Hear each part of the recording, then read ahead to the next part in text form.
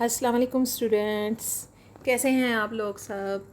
امید ہے آپ سب لوگ گھر میں ہی رہتے ہوں گے اور کووڈ کی وجہ سے گھر سے باہر غیر ضروری طور پر باہر نہیں نکلتے ہوں گے، ٹھیک ہے؟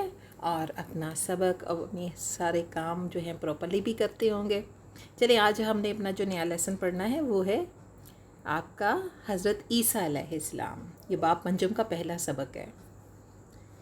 چلیے، آپ کا پیج نمبر ہے 74 اور آئیے اب لیسن پڑھتے ہیں ہم۔ حضرت عیسیٰ علیہ السلام۔ حضرت عیسیٰ علیہ السلام بنی اسرائیل میں اللہ کے آخری رسول تھے۔ حضرت عیسیٰ علیہ السلام کی والدہ محترمہ کا نام مریم تھا۔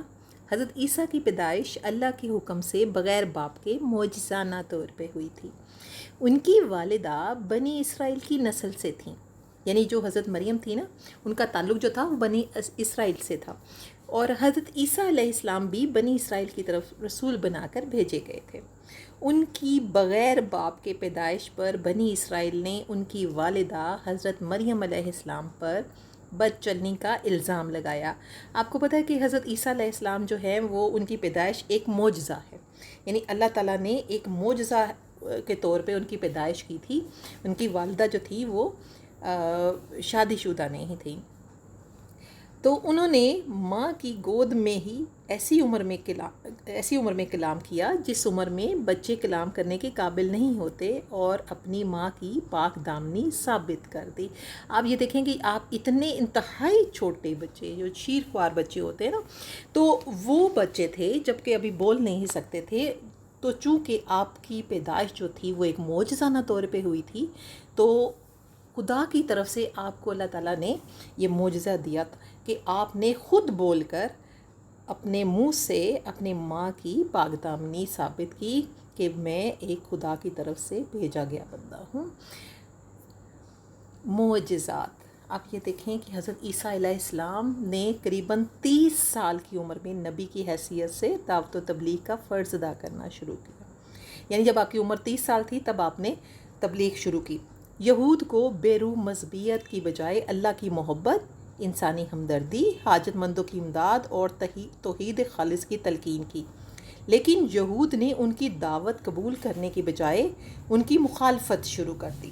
یعنی آپ نے جب ان کو آپ یہودیوں کی طرف نبی بنا کر بھیجے گئے تھے، تو جب آپ نے ان کو یہودیوں کو دعوت دی تو اس وقت یہودی جو تھے انہوں نے آپ کی مخالفت شروع کی، وہ آپ کو تنگ کرنا شروع ہو گئے، آپ کے خلاف ہو گئے۔ تو حضرت عیسیٰ علیہ السلام کو اللہ نے بہت سے معجزے عطا فرمائے، یعنی آپ کو ظاہر آپ کی پیدائش بھی ایک معجزہ ہے، تو آپ کو بھی اللہ تعالیٰ نے اور مزید معجزات عطا فرمائے۔ یعنی جس زمانے میں حضرت عیسیٰ جو تھے پیدا ہوئے تھے، اس زمانے میں طب یونانی جو تھی اپنے عروج پر تھی۔ جن بیماریوں کو ماہر یونانی طبیب بھی لا علاج قرار دے چکے تھے، حضرت عیسیٰ علیہ السلام اللہ کے نام سے انہیں ٹھیک کر دیتے، پیدائشی نابینا دیکھنے لگتے۔ یہ سب آپ کے معجزات ہیں۔ آپ یہ دیکھیں کہ کیا کرتے تھے کہ وہ ایسی بیماریاں جن کا کوئی علاج نہیں ہوتا تھا، لا علاج ہو جاتی تھیں، ان کو بھی آپ اللہ کے نام سے ٹھیک کر دیتے تھے، اور جو پیدائشی طور پہ اندھے ہوتے تھے، نابینا ہوتے تھے، آپ ان کو بھی ٹھیک کرنے لگتے۔ کوڑی جو ہوتے ہیں نا، کوڑی جن کو کوڑ ہو جاتا ہے، ایک بیماری ہوتی ہے، تو اسی وقت تندرست ہو جاتے، حتیٰ کہ حضرت عیسیٰ علیہ السلام اللہ کے حکم سے مردوں کو بھی زندہ کر دیتے، یعنی کہ آپ اللہ کے حکم سے جو مردے ہوتے تھے اللہ کا نام لے کر ان کو پھونکتے تو وہ بھی زندہ ہو جاتے۔ مٹی سے پرندے کی مورت بناتے، مورت یعنی کہ شکل بناتے، اور پرندے جو یا جانور ہوتے ہیں نا، پرندے مٹی سے بنائے ہوتے ہیں، وہ بناتے اور پھر اللہ کا نام لے کر اس میں پھونک مارتے تو وہ بھی سچ مچ اڑنے لگتا۔ جھیلوں اور دریاؤں کو پیدل چل کر عبور کر لیتے، یعنی کہ پار کر لیتے۔ ایک دو آدمی کے کھانے سے 5000 آدمیوں کا پیٹ بھر دیتے۔ یہ وہ تمام معجزات ہیں جو اللہ تعالیٰ نے آپ کو دیے تھے۔ غرض کہ حضرت عیسیٰ علیہ السلام تبلیغ بھی کرتے جاتے اور بیماروں اور آسیب زدہ لوگوں کو ٹھیک بھی کرتے جاتے۔ اب اس کے بعد آ جاتا ہے دعوت و تبلیغ، یعنی کہ آپ کو جب اللہ تعالیٰ نے معجزات عطا کیے اور آپ نے دعوت و تبلیغ شروع کی تو پھر آپ کے ساتھ کیا ہوا؟ یہ آپ دیکھیں کہ حضرت عیسیٰ علیہ السلام ایک درویش مزاج، ہمدرد اور نرم دل انسان تھے۔ وہ یہود کو کمزوروں سے نفرت، تکبر، سنگدلی اور سختی کے بجائے مذہب کی روح کو سمجھنے اور اس کے مطابق نرمی اختیار کرنے کی دعوت دیتے، لیکن یہودیوں نے ان کی دعوت کو نہایت غرور اور حقارت سے رد کر دیا. یعنی کہ وہ یہودی جو تھے انہوں نے ان کی دعوت کو قبول نہ کیا اور بہت برا سلوک جو تھا آپ کے ساتھ کیا. حضرت عیسیٰ علیہ السلام نے یروشلم چھوڑا اور جھیل کے کنارے غریبوں، مچھیروں، دھوبیوں اور مزدوروں میں تبلیغ دین کا کام شروع کر دیا. یعنی وہ جو تھے غریب طبقے کے لوگ تھے وہاں آپ نے تبلیغ دین کا کام شروع کیا. تو حضرت عیسیٰ علیہ السلام جہاں جاتے بیماروں، دکھی انسانوں کی جو بھیڑ تھی ان کے گرد جمع ہو جاتی.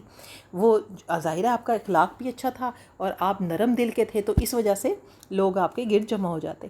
وہ ان کی جسمانی بیماریوں کو بھی ٹھیک کرتے اور انہیں حقیقی دین کی دعوت بھی دیتے رہے. اسی طرح ان کی دعوت بڑی تیزی سے فلسطین کے علاقے میں پھیلنے لگی. حضرت عیسیٰ علیہ السلام نے حضرت محمد صلی اللہ علیہ وآلہ وسلم کی پیدائش سے تقریباً 550 سال پہلے تبلیغ کا آغاز فرمایا.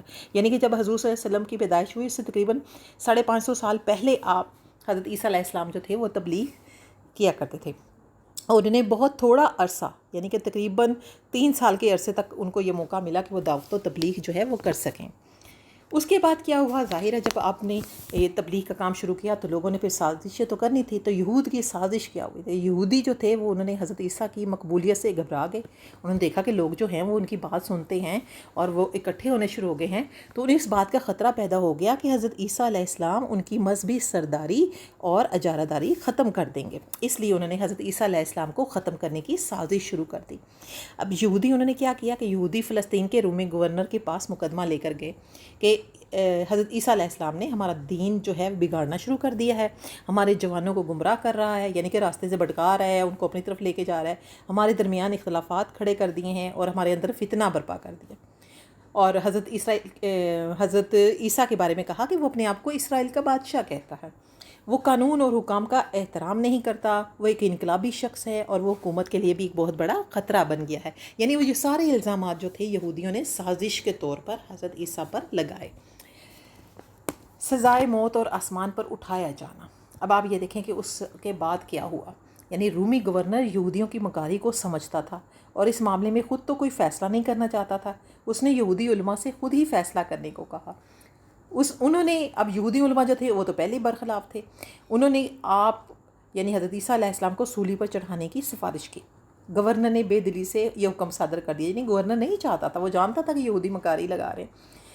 یہودی خوش ہو گئے. انہوں نے حضرت عیسیٰ علیہ السلام کے ساتھ بہت بدتمیزیاں کی اور انہیں بہت اذیتیں پہنچائیں. حضرت عیسیٰ علیہ السلام کے گرد آپ کے پیروکاروں اور دشمن یہودیوں کا ہجوم تھا.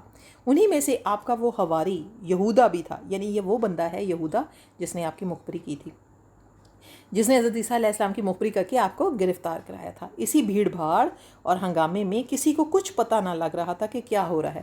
یعنی جب وہ اکٹھے ہوئے، جب اس نے مخبری کی تو جب وہ فوجی ان کو پکڑنے آئے، ان کی جو فوج تھی یہودیوں کی، تو اسی بگدڑ میں دوڑا دوڑی میں کسی کو پتہ نہ چلا کہ کیا ہوا، کہ رومی گورنر کے سپاہیوں کو اس معاملے میں کوئی دلچسپی نہ تھی.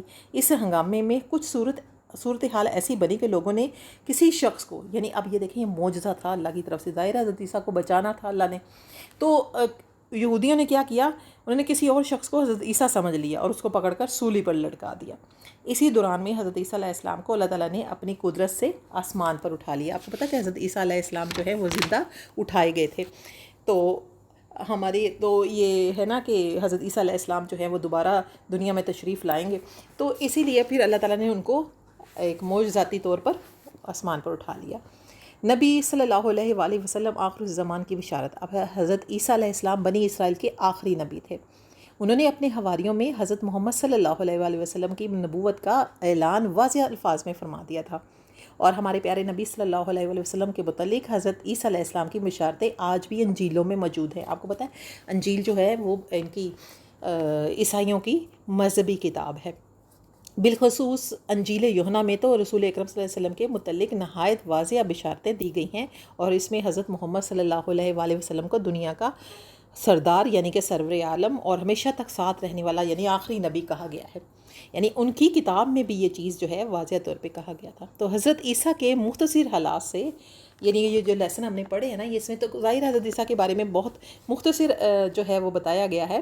تو ہمیں اس سے یہ سبق ملتا ہے کہ انسان کے دل میں اگر بنی نوع انسان کے لیے ہمدردی کا جذبہ ہونا چاہیے.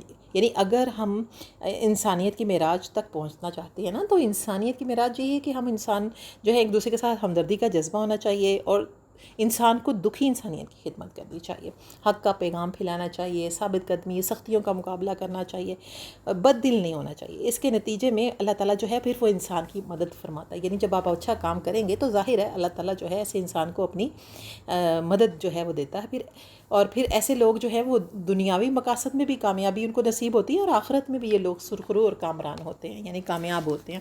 تو ایسے لوگوں کو اللہ تعالیٰ جو ہے وہ اچھا اجر سے نوازتا ہے۔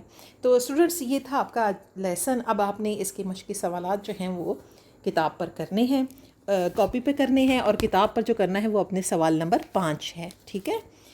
اب نیکسٹ لیکچر تک کے لیے اللہ حافظ۔